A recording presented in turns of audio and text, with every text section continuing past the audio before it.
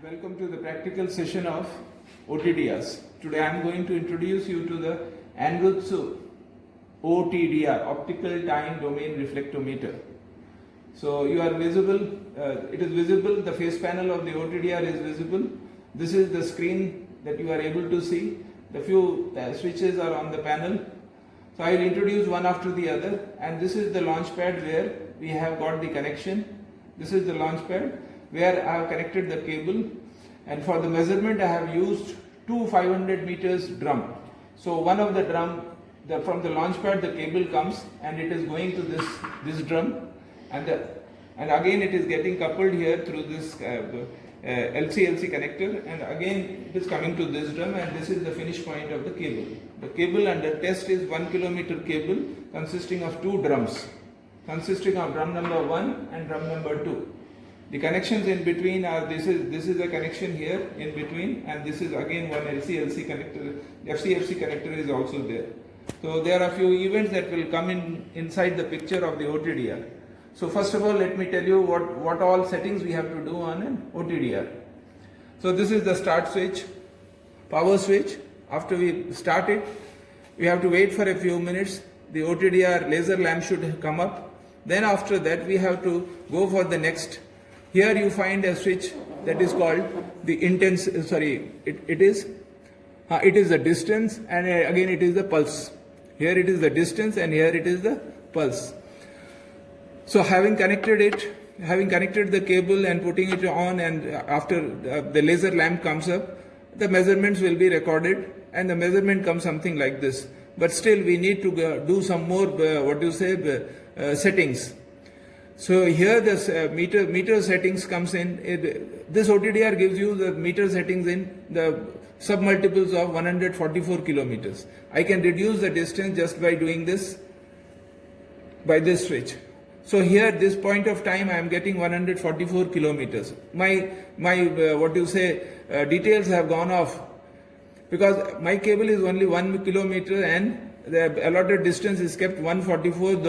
The impression of the cable that I am getting is lost somewhere. So what I have to do is I have to reduce the distance. So it is reduced to the submultiple, then it comes to 72 kilometers, and then again I reduce it, it is still bigger, it is now at 36. Now when I put it at 36, you find some traces are available here. So I have to magnify these traces and I have to make it bigger. Now I stand at a distance of 36 kilometers. I can reduce it still more. Reduce it. So I have come down to the distance of 18 kilometers. So as soon as I do it 18, it is the least reading that I can adapt it on this OTDR, and the trace has become visible, quite visible. Now what I have to do is I have to enlarge this. Then the meter will, then the display will come better. Okay, here I ended with distance. Now the next switch comes to be the pulse.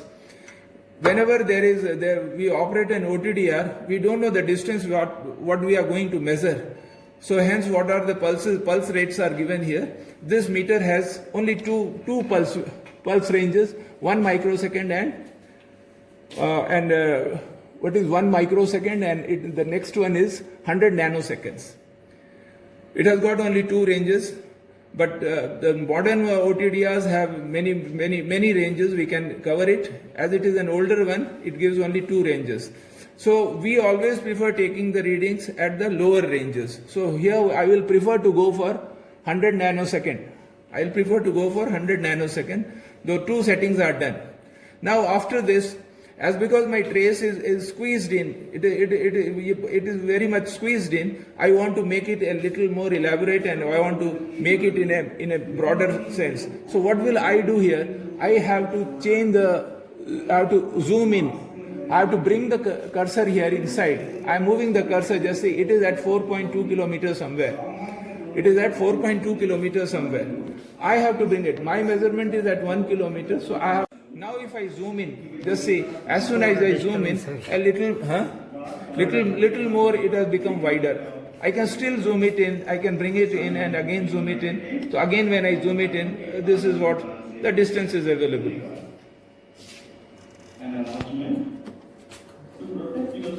Now it is widened up and the display is available, the trace is available. on this x-axis you find some straight line. It is told to be the distance, but it is a function of time. It is calibrated in distance, but it is a function of time. Y-axis is the magnitude in the y-axis belongs to the reflected power in dB. This is the dB power and this is the distance as a function of time. Now this is my launch pad. It is at 0 kilometers. The trace should come from here, but immediately just see the trace is going up. ये ऊपर की तरफ जा रहा है. Then again it is getting down. Again it is getting flattened. Again it is going up. Again getting flattened, and then finally if the final distance is reached, there is a break, and thereafter there is a lot of noises are available. So this signifies that the cable is ending at this 1 kilometer distance. It is exactly it is at 1 kilometer, and as I have told you, it is a combination of two cables. This is the joint that is coming in between. This is the joint that is coming in between. ये joint है जो बीच में आ रहा है. So अभी now I need to explain it. Why on the launch itself, why this spike is coming? This is due to the Fresnel reflection happening at the launch pad. This is the Fresnel reflection happening at the launch pad. At the launch pad, the Fresnel reflection amplitude is quite higher, 1000 times higher. So what will happen? You get a spike over here. As because it is x-axis is a function of time, after a little while, the Fresnel reflection impression is reduced, and then the straight line is found. This is a straight line that is coming. This is due to the Rayleigh's backscatter. As long there was a backscatter, it was told that it is the homogeneity of the cable and linearity is followed. At this point of time, the linearity is broken. Here again a connector is coming. This connector is coming. As soon as this connector comes, here again a Fresnel reflection is occurring. Again after the connector, again the cable is available, and then we are going into the drum. Finally, this is the end point of the cable, and it is the 1 kilometer of the finish of the cable. It is the point where it finishes, and then here again it is the drop. So when we see the trace, we find that the trace is a combination of Fresnel reflections that develop the events, and the trace that develops in the form of a straight line is the result of the Rayleigh's backscatter. Rayleigh's backscatter tells us the distance it is covering, and Fresnel reflection tells us about the reflective events that are happening. At this point of time, at 1 kilometer, my events are finished, my cable is no more available, and my reflections are occurring from this connector, and these are the consecutive reflections that are coming inside the cable towards the receiver. This is the measurement of OTDR.